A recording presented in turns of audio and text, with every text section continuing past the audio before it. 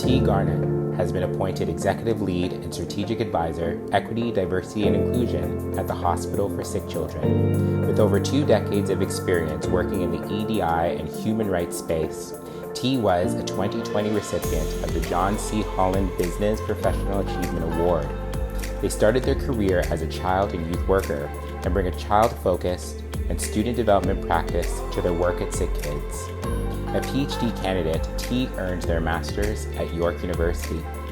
BIPOC Executive Search invites you to join us in congratulating Tee, and thanks you for tuning in to this edition of 5 Questions. Thank you so much, Tee, for making time for this 5-question segment. We are so delighted for you and your appointment as Executive Lead and Strategic Advisor of Equity, Diversity, and Inclusion at the Hospital for Sick Children. Congratulations. Thank you. Yeah, and let's dive right in. So I want to ask you the first question, and the question is, you've been doing all this fantastic work in the EDI space.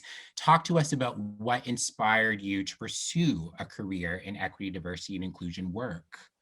I think growing up in London, Ontario, as one of 3 Black families in the community, I was always aware of systemic differences and discrepancies, but didn't know that we actually had rights, that we could change these things. And then it was during my CARIS days where I was forced to go west because as a single mom with 2 kids, we, bargaining for food as we were recommended actually didn't work for people that looked like me. And so when I went west and I seen the actual systemic discrepancies that was happening with Indigenous communities, I was struck by how inequitable it was, and I could no longer remain silent. And so speaking up about it was also doing my responsibility as a non-Indigenous person to bring attention to what was happening in Indigenous communities and nations. But it also then demonstrated solidarity. And if I could do solidarity in British Columbia, I could do solidarity within my own community back home in Ontario with my family and community around me. And so I came back during what was known as the Year of the Gun. And it was really the same kind of messaging that I witnessed with anti-Indigeneity in the West, but only over here it was targeting people that look like us. And so at that point, I thought solidarity starts from within. And so that was when I started to speak aloud, as my mother would say, that I would speak even when my voice shook, because I wasn't someone who took the limelight. I wasn't a glory seeker. I was someone who, I was actually a marketing director up until those times of my CARIS days. And I went back to school to really challenge the systems and to inform myself of my own rights first and foremost. And I've just been doing it ever since. And so I feel honored to bear witness to the journeys that I've been part of and the change that I am agitating for. It's incredible. It's incredible. And it's, it's just, I often do love to ask a question like that because I feel for, so many of us who have to navigate life in a way that some other segments of the population do not have to. There are moments sometimes that we can really speak to that really cause us to see the importance of continuing to do the work in a much more focused way. So thank you for everything you've been doing. Thank you. I'll jump in and ask the next question, Tee. You are truly a force, and we've admired and appreciate you for being your authentic self. There are individuals who are not in full expression and who are not living as their authentic selves. And in many cases, this is due to systemic systems and some segments of the population that tell us or suggest we must fit into a certain box or a mold or even an identity. Have you experienced any challenges in navigating your career being authentically you? Yes, I think up until probably the last few years where I have unapologetically just said, I'm tired of trying to fit into your box.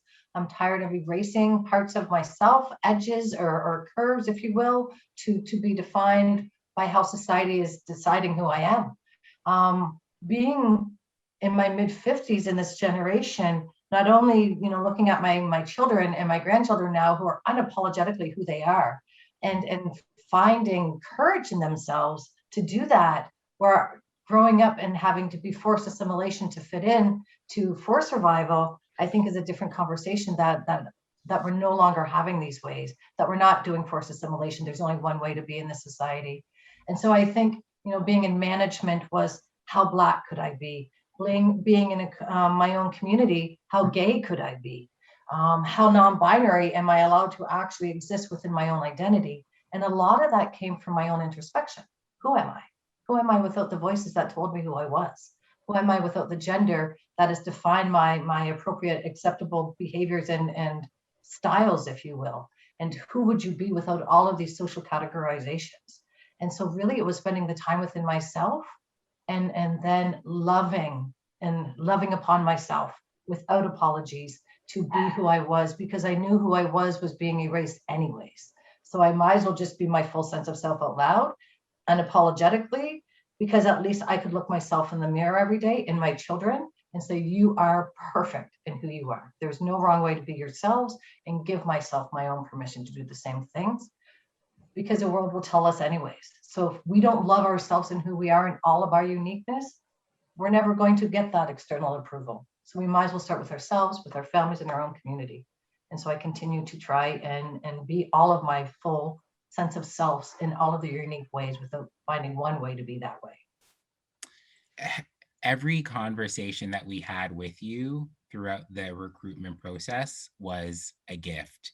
And it's the same here in this moment. That response, it's just incredible, Tee. And the fact that we left each conversation so full, I feel there's so much that you are going to be able to do at Sick Kids, and for anyone watching, they're going to get something out of as well. So there are companies that really want to improve culture and they want to create spaces where people really feel like they belong. Any sage advice that you would want to pass along? There is courage in admitting vulnerabilities, and vulnerabilities come with admitting we don't know. And as many folks know, that our leadership has been impressed upon to lead structural changes that we've never given the space to learn how to do it through an emotional, psychological, informed place. And corporatization is not working in community collaboration. And so we need to really pause and find courage in admitting we don't know as leaders, and looking to the community we're trying to support and ask them, how can we help?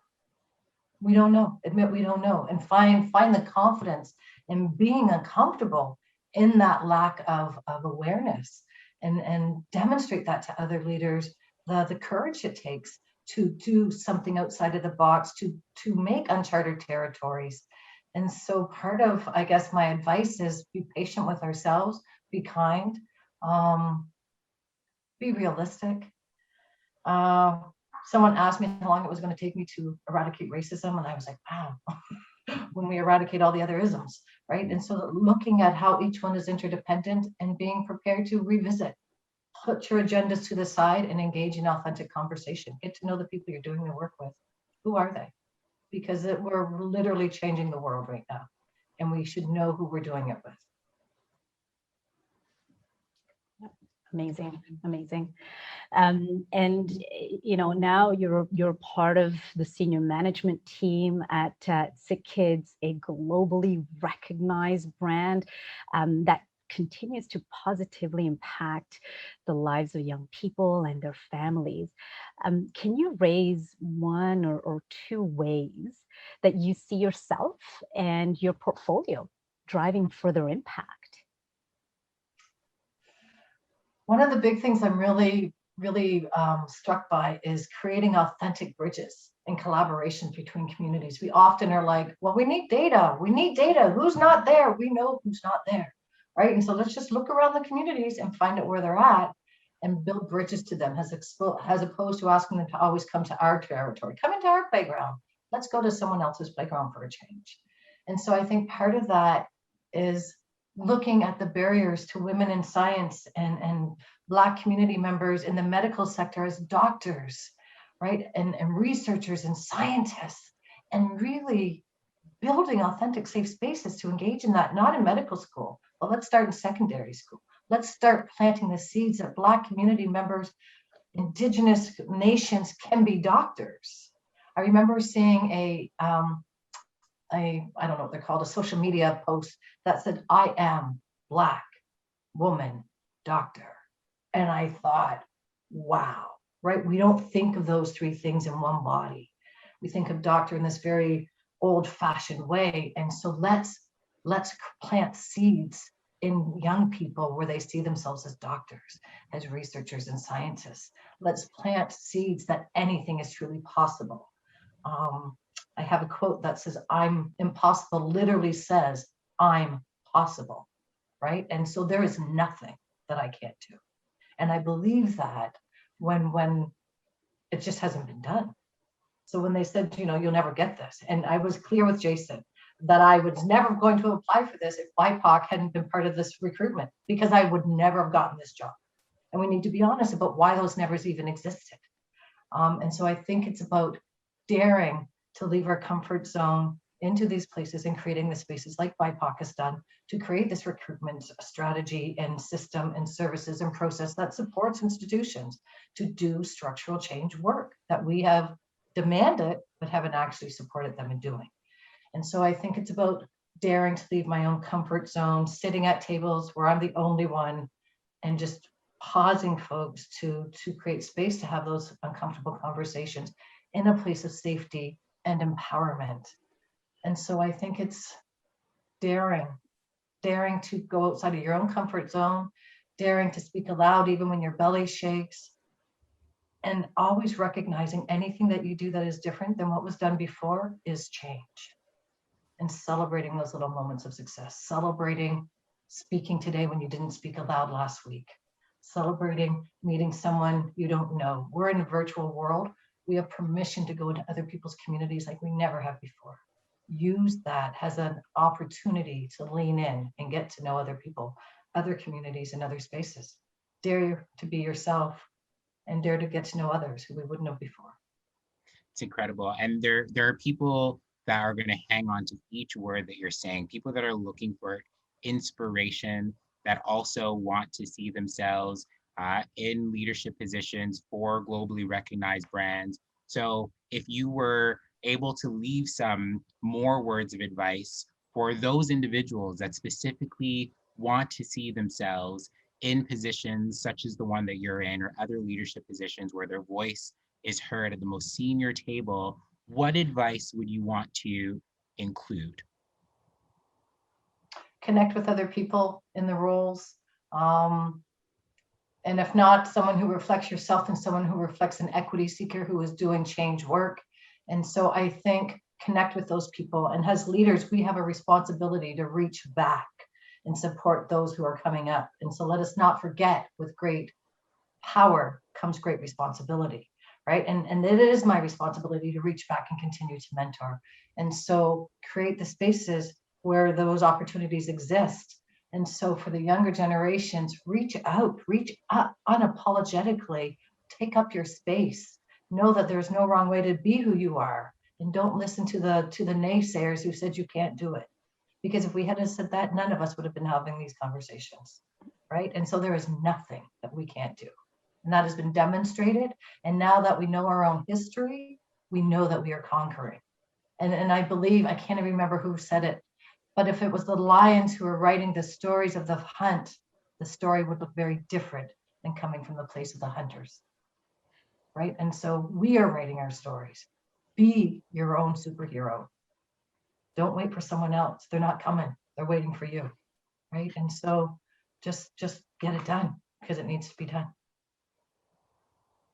Incredible. Tee. Thank you so much again. And yeah, for sure. It's great to see you, and just thank you for just being so consistent. Like, again, every step of the process, you being at the mic, just leaving every single person in awe. So we're so happy for you, happy for the organization, happy for the lives that will continue to be impacted positively. So congrats. Go out there and continue doing you. Thank you. Back at you all. Keep changing the world. I see what you're doing. I see you all. So thank you.